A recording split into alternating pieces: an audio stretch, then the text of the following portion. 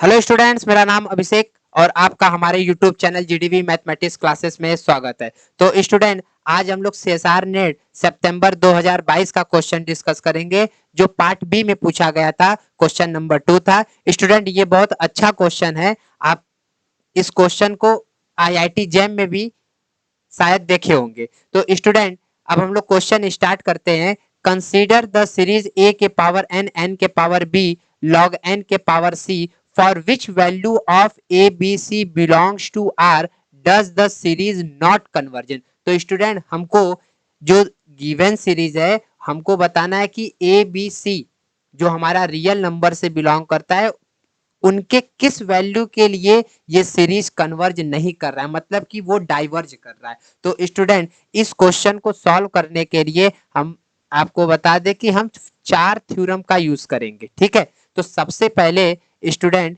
यहां पर हम लोग रेशियो रेशियो टेस्ट का हम लोग यूज करते हैं। तो अब आपको स्टूडेंट ये पता होगा कि रेशियो टेस्ट को दो कैटेगरी में बांटा गया है। एक तो पॉजिटिव टर्म के बेस पर और एक आर्बिट्री टर्म के बेस पर। ठीक है, आर्बिट्री टर्म के बेस पर। तो स्टूडेंट, आर्बिट्री टर्म के बेस पर क्या होता है? आर्बिट्री टर्म का मतलब बस ये होता है कि जो मेरा सीरीज है उस सीरीज में हम पॉजिटिव टर्म में भी आएंगे और निगेटिव टर्म में भी आएंगे। लेकिन जब पॉजिटिव टर्म की बात करेगा तो उस सीरीज के सारे टर्म हमारे पॉजिटिव होंगे। आर्बिट्री में पॉजिटिव और निगेटिव कुछ भी हो सकता है। तो स्टूडेंट, सबसे पहले हम लोग यहाँ पर रेशियो टर्म का डेफिनेशन लिख लेते हैं कि रेशियो टर्म का डेफिनेशन होता क्या है। तो टर्म रेशियो टेस्ट। तो let series A N B A series of arbitrary term and let limit n tends to infinity mod में a n plus 1 upon a n equal to l, then first condition, if l is less than 1 then series a n is absolutely convergent। Absolutely convergent. ठीक है student, दूसरा part ये है, if L is greater than 1 then series AN is divergent। तो अगर L का value 1 से छोटा होता है तो सीरीज मेरा एब्सोल्युटली कन्वर्जेंट हो जाता है। अगर L का वैल्यू 1 से बड़ा होता है स्टूडेंट तो वो डाइवर्जेंट हो जाता है। इसके बाद एक थ्योरम हम इसी के साथ हमको और यूज करना है, इसलिए इसको यहां पर हम लिख देते हैं। Every absolutely convergent series is convergent. अगर कोई स्टूडेंट कोई सीरीज मेरा एब्सोल्युटली कन्वर्जेंट है, ठीक है, तो वो मेरा कन्वर्जेंट होगा। इन दोनों थ्योरम के हेल्प से अब हम क्वेश्चन को आगे बढ़ाते हैं। तो स्टूडेंट, यहां पर जो दिया हुआ था पहले उसको लिख लेते हैं। n equal to 3 to infinitive a के पावर n और n के पावर b log n के पावर c, ये मेरा सीरीज दिया हुआ था। ठीक है, तो अब यहां पर स्टूडेंट जो ये सीरीज का ये nth टर्म होता है, ठीक है, तो अब इसको हम लोग मान ले रहे हैं, let a n equal to a के पावर एन, एन के पावर बी लॉग एन के पावर सी। अगर किसी सीरीज का nth टर्म ये है देन तो स्टूडेंट इस सीरीज का n प्लस वन टर्म क्या होगा? तो इसमें कुछ नहीं करना है, इधर जहां जहां n दिख रहा है वहां वहां बस n प्लस वन हम लोग रिप्लेस कर देंगे। तो n प्लस वन के power b log n plus one के पावर सी। ठीक है स्टूडेंट, तो अब हम लोग आगे बढ़ते हैं और हम लोग जो रेशियो टेस्ट का डेफिनेशन लिखे थे उसका यूज करते हैं। Then limit n tends to infinitive mod में a n plus one upon a n का वैल्यू क्या होगा इसको निकालते हैं। Limit n tends to infinitive, तो स्टूडेंट अब आप देखिए ए एन प्लस वन का वैल्यू क्या है, ए के power n plus one upon n plus one के power B log n plus one bracket में पावर सी। अब स्टूडेंट यहाँ पर हम एक काम डायरेक्ट कर दे रहे हैं, इस अगले स्टेप में आपको हम बता देंगे हमने क्या किया। जो ए एन को डिवाइड करेंगे एन के पावर बी लॉग एन के पावर सी डिवाइडेड अपॉन ए के पावर एन। ये हो गया यहां तक। अब हमने क्या किया कि आप 6, 7, 8 में ये पढ़े हैं a by B divided upon c by d. अगर आपको इस फॉर्मेट का दिखता है तो डिवीजन को आप मल्टीप्लीकेशन में कन्वर्ट कर देते हैं तो नीचे वाला जो रहता है वो ऊपर चला जाए। बस हमने यहां पर यही कॉन्सेप्ट अप्लाई किया है। ठीक है, तो अब हम लोग स्टूडेंट अगले स्टेप में आते हैं। तो यहां पर हमको limit n tends to infinitive mod में a n plus one upon a n equal limit n tends to infinitive mod में। तो स्टूडेंट अब a के पावर n प्लस वन है तो इसको हम लोग ऐसे ब्रेक कर ले रहे हैं। ठीक है, नीचे वाले पार्ट में से इस वाले पार्ट में से हम n कॉमन ले रहे हैं। तो n कॉमन ले लेंगे तो क्या हो जाएगा यहाँ पर n के power b 1 plus 1 by n के पावर b। ठीक है, अब ऊपर आप देखिए यहाँ पर n के पावर, अब यहाँ पर n के पावर b है। ठीक है, और log n के पावर c, तो log यहाँ वाले n के पावर c को और यहाँ वाले log n plus one power c को एक ब्रैकेट में कर लेंगे। ठीक, तो स्टूडेंट ऊपर यहाँ पर n के पावर b और नीचे यहाँ वाला a के पावर n को लिख ले रहे हैं, a के पावर n, और log वाले को अलग कर दे रहे हैं। दोनों का पावर सेम है इसलिए इसको स्टूडेंट हम लोग एक ब्रैकेट में कर ले रहे हैं, log n प्लस वन। ठीक है, ब्रैकेट पावर सी मॉड में लगाते। तो अब आप ध्यान से देखिए a के पावर n से a के पावर n कैंसिल, n के पावर b से n के पावर b कैंसिल। तो स्टूडेंट अब बचा क्या, equal limit n tends to infinitive mod में a, मॉड को हम सेपरेट कर दे रहे हैं, 1 प्लस वन के पावर n के पावर b मॉड में, इधर भी मॉड अगर हम लगा दें तो ये हो जाएगा log n प्लस वन।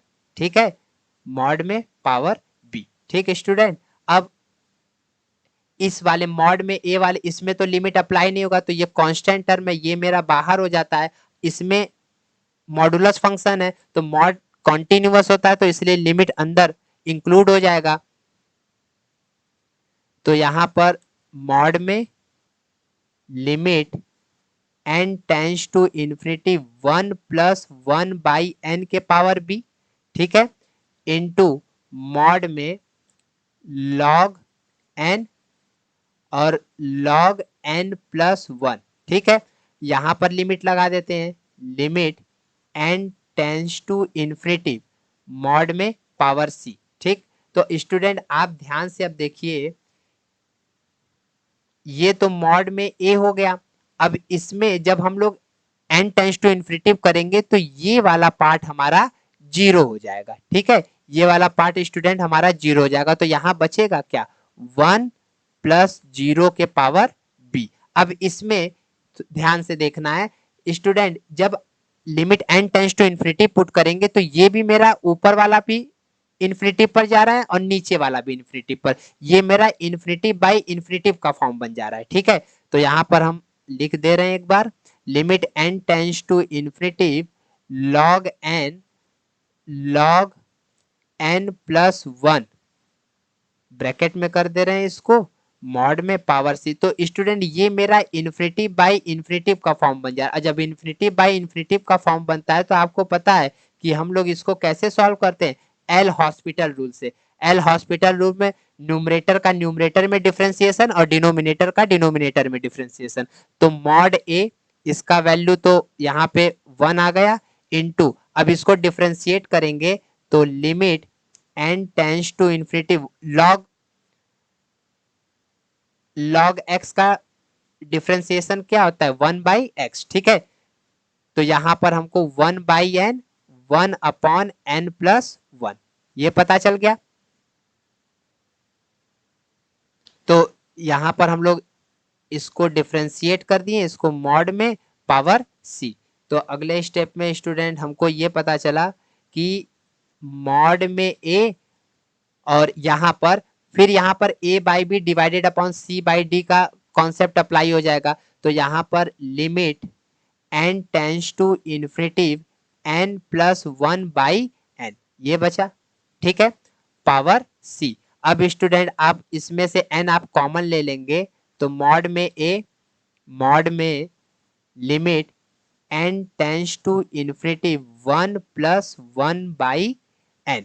ठीक है, पावर सी। अब जैसे ही आप इसमें इन्फिनिटी पुट करेंगे ये 0 और ये 1 हो जाएगा। तो मॉड में a इंटू 1, मॉड में पावर सी। अब 1 के पावर कुछ भी हो इसका वैल्यू कितना होता है।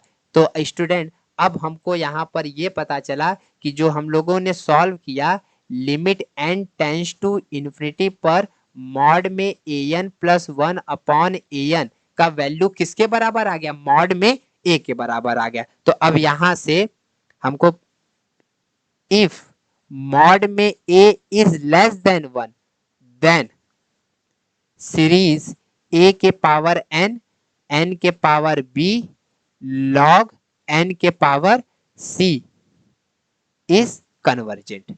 ठीक है,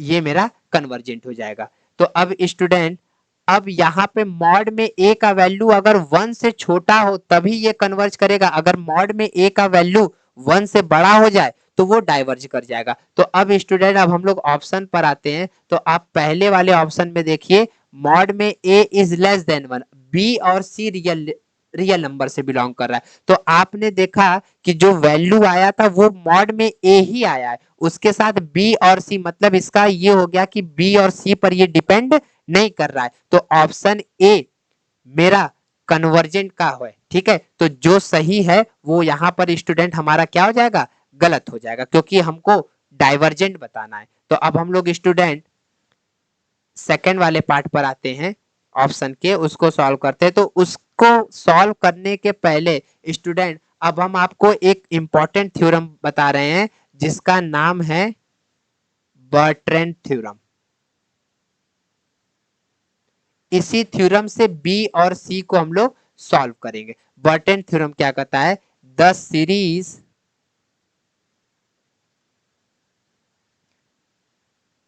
summation n is greater than or equal to 1/n के पावर अल्फा और log n के पावर बीटा।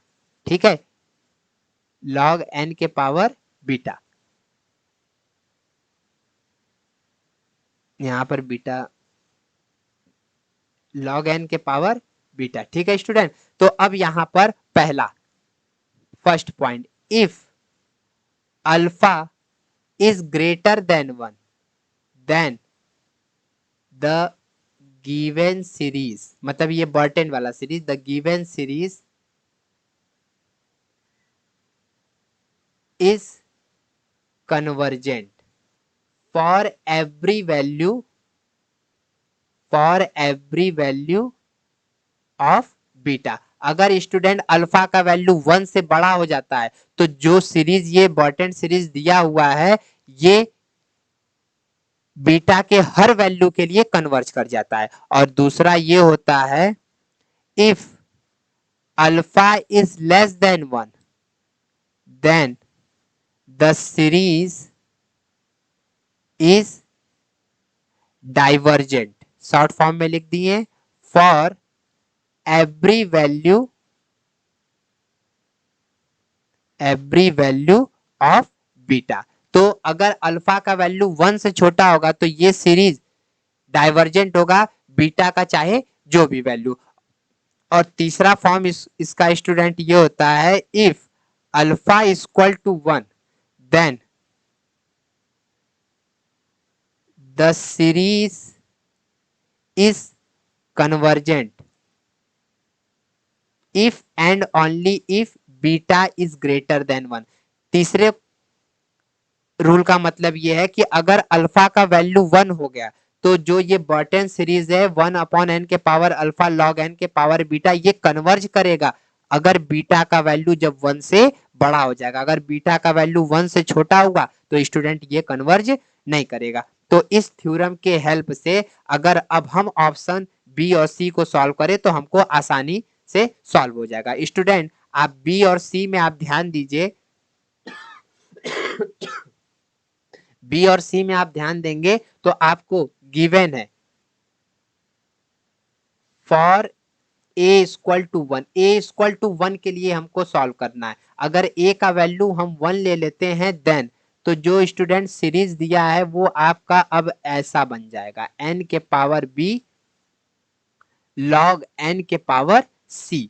ठीक, n का वैल्यू कहां से 3 से इन्फिनिटी। तो ए इक्वल टू 1 के लिए सॉल्व कर रहे हैं। अगर अब हम लोग बर्टन सीरीज का यूज करें तो अब हमको यहां पर पता है कि पहले वाले केस में आ जाए alpha is greater than 1 then the series is convergent for every value of beta. ठीक है, तो अब यहां पर हमको पता चल गया कि अगर बीटा का बी का वैल्यू 1 से बड़ा हो तो ये सीरीज बी का वैल्यू 1 से बड़ा हो और सी मेरा रियल नंबर हो, कोई भी रियल नंबर हो, ये सबके लिए स्टूडेंट क्या हो जाएगा, कन्वर्ज हो जाएगा। तो अब हम लोग आते हैं ऑप्शन बी में। तो आप देखिए ए इक्वल टू 1, बी का वैल्यू 1 से बड़ा और सी कोई भी रियल नंबर हो तो ये सबके लिए कन्वर्ज हो जाएगा। लेकिन हमको ये ऑप्शन नहीं बताना, हमको डाइवर्ज, तो ये मेरा स्टूडेंट क्या हो जाएगा, गलत हो जाएगा। ठीक है, अब हम लोग आते हैं सी वाले ऑप्शन पे। तो यहाँ पर देखते हैं तो अब अच्छा ये डाइवर्ज किसके लिए करेगा, तो इसके लिए हम बर्टन का second rule, if alpha is less than 1 then the series is divergent for every value of beta. तो स्टूडेंट यहां पर अगर बी का वैल्यू 1 से छोटा हो जाए, ठीक है, और सी मेरा रियल नंबर हो तो ये यहां पर क्या कर जाएगा, ये डाइवर्जेंट हो जाता है और इस कंडीशन के लिए स्टूडेंट क्या हो जाता है, ये कन्वर्जेंट हो जाता है। तो अब हम लोग ऑप्शन में जाते हैं तो हम लोग देखते हैं कि ए का वैल्यू 1 है, बी का वैल्यू 1 से छोटा, तो ये जो इंटरवल है इसमें बी का वैल्यू ऐसे दिया हुआ है। ठीक है, तो यहां से तो ये तो क्लियर हो गया कि बी का इसके वैल्यू इस वैल्यू के लिए तो सेटिस्फाई हो रहा है। ठीक है, इस वैल्यू के लिए सेटिस्फाई हो रहा है। अब यहां पर एक प्रॉब्लम है कि अब हमको बस b इक्वल टू 1 के लिए चेक करना होगा। तो यहां पर तो स्टूडेंट इतना तो क्लियर हो गया कि अगर b इक्वल टू 1 के लिए अब हम लोग चेक कर लें तो मेरा ऑप्शन सी सही है या नहीं ये हमको फाइंड आउट हो जाएगा। तो अब यहां तक तो हमको ये पता चल गया कि b इज लेस देन 1 के लिए ये दिया हुआ स्टेटमेंट ये ट्रू था। अब अगर b का वैल्यू 1 कर दे तो स्टूडेंट आप थर्ड वाले पार्ट में देखिए कि b का वैल्यू 1 हो, अल्फा का वैल्यू अगर 1 है ये तभी सीरीज कन्वर्ज करेगा जब बीटा का वैल्यू ग्रेटर देन 1 हो। तो यहां पर स्टूडेंट आप देखिए b का वैल्यू 1 हो, ठीक है, b का वैल्यू 1 है और एंड सी का वैल्यू 1 से बड़ा होगा, सी का वैल्यू 1 से बड़ा होगा तो ये सीरीज मेरा कन्वर्जेंट होगा। अगर बी का वैल्यू 1 हो, ठीक है, और सी का वैल्यू 1 से छोटा हो जाए या इक्वल हो जाए तो ये मेरा क्या कर जाएगा, ये डाइवर्ज कर जाएगा। तो अब स्टूडेंट आप ऑप्शन में चलिए